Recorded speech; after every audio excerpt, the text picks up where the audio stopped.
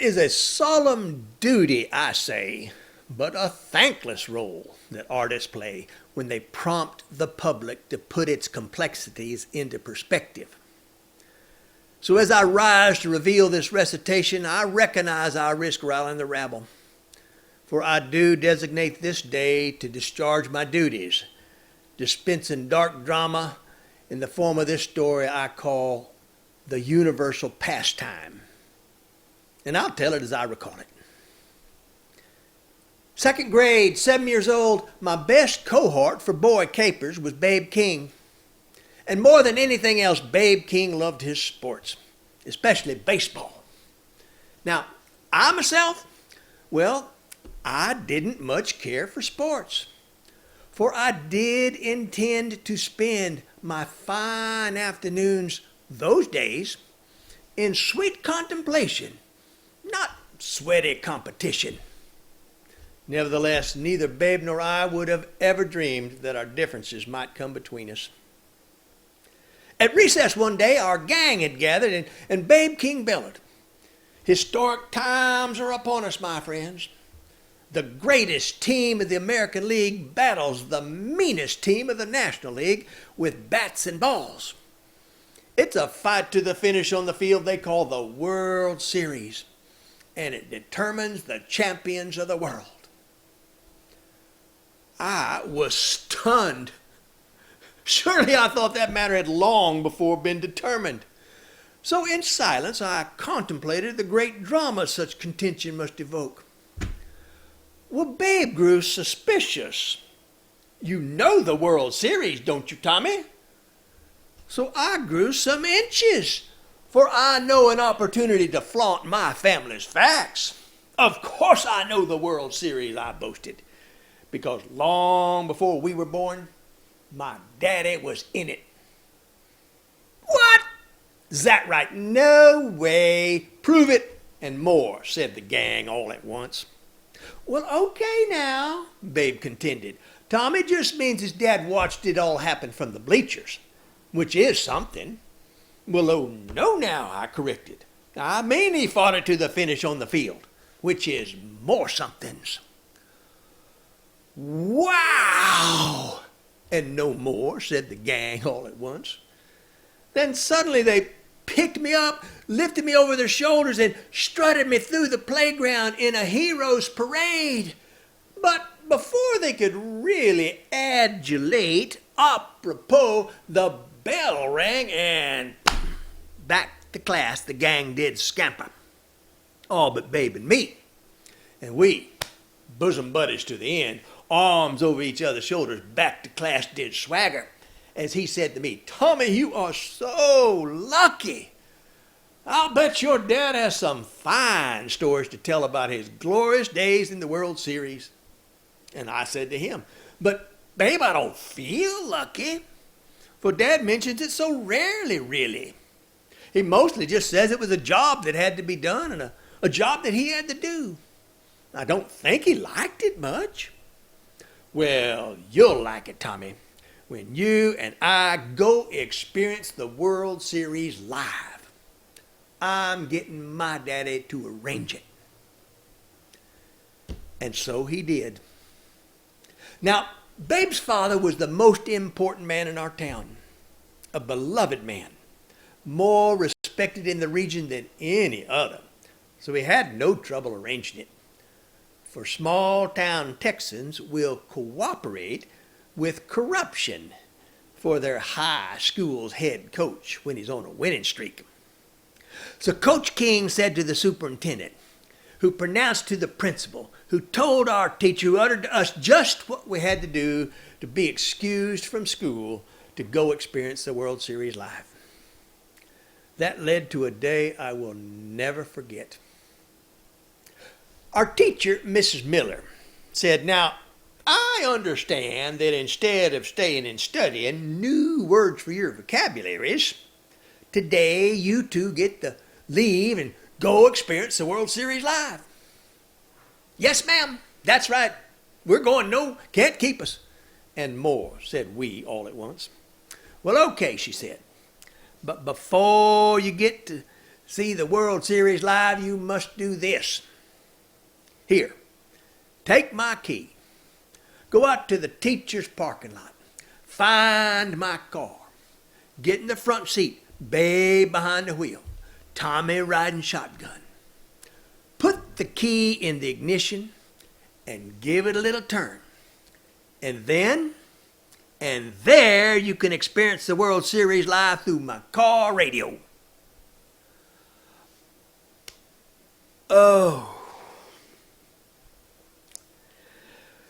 Well, Babe looked at me and I looked at Babe with resignation.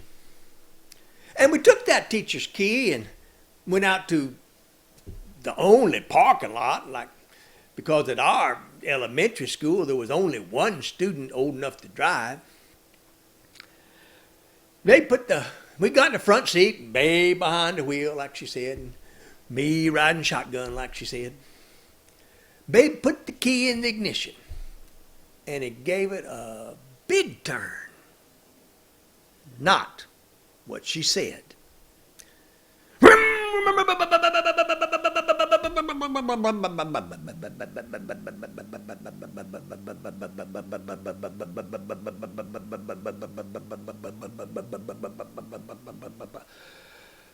Well, I looked at Babe, and Babe looked at me with temptation. I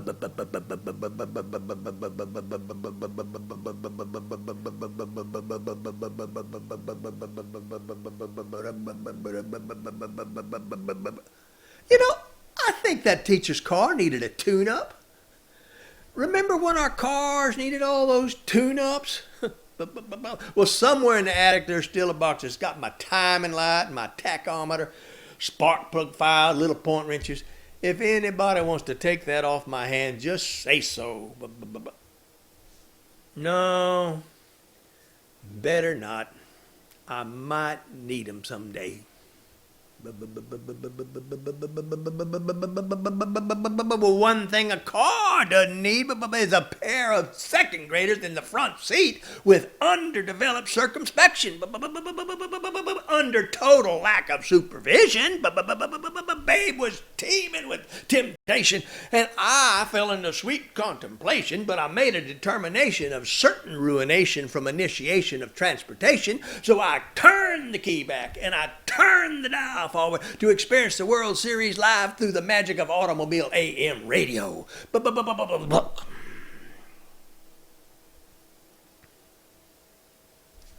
No, not all.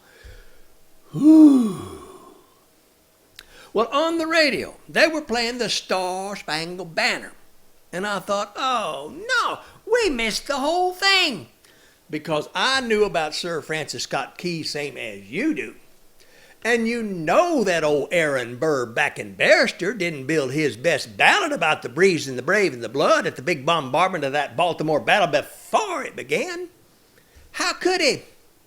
But somehow they played the anthem before starting the World Series live, and I soon began hearing words in phrases I was just barely familiar with. Terms like third base, strike two, foul ball. Now, any sports fans out there tonight? Y'all might know those. No hits, no runs, no arrows.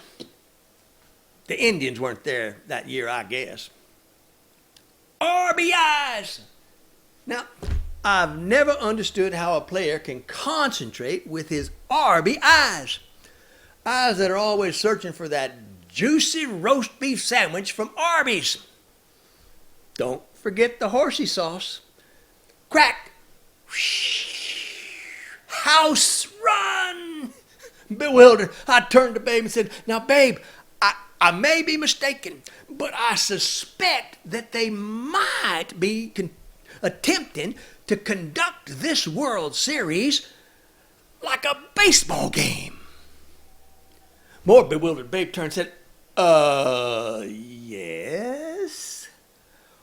Just what did you think the World Series was? And I said,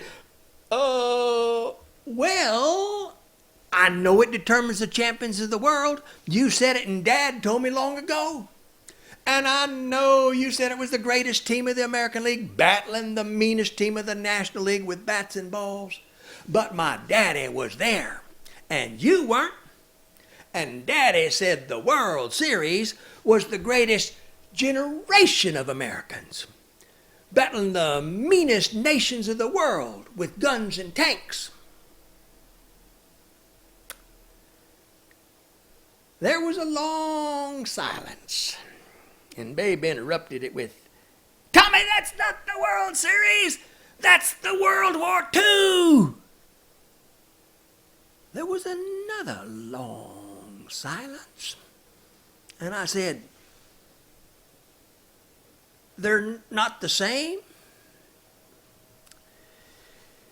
Well, he never answered, but I looked it up, and they're not, by the way.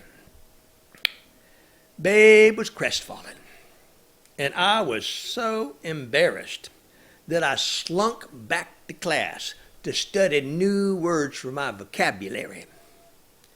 Now, I'm not one to go around gasconading about my sesquipedalian phraseology, but I am perspicacious of the very obvious, so I will promulgate that increment of edification toward my lexicon has had its amelioratory contributive caustum upon my acumen.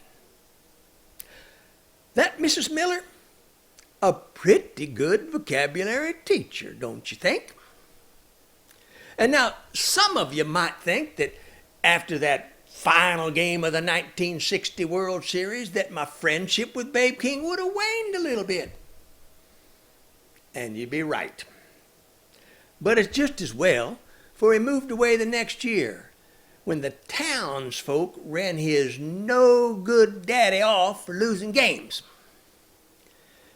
Now, it couldn't be more pitiful, I know. But for years, I suffered a terrible shame about my second grade confusion of sport and war. But with additional education came rehabilitation. For the more I studied world history, the more I realized that the grown men and women who have run this sphere far too often have also confused their wars for their sport. And the more I learn about sport, the more cases I keep coming across where the fans will riot regularly, loot and shoot and occasionally kill on behalf of their team as if sport were war. There is always suffering when there is confusion of sport and war. And wherever you find sport and whenever you find war, that confusion is not far behind. And ever since learning that, I've been able to laugh along with my old classmates who still tease me about my confusion of sport and war. But that doesn't mean you get to taunt me, just because you may now realize that I did intend to spend my fine afternoons these days having nothing to do with either one.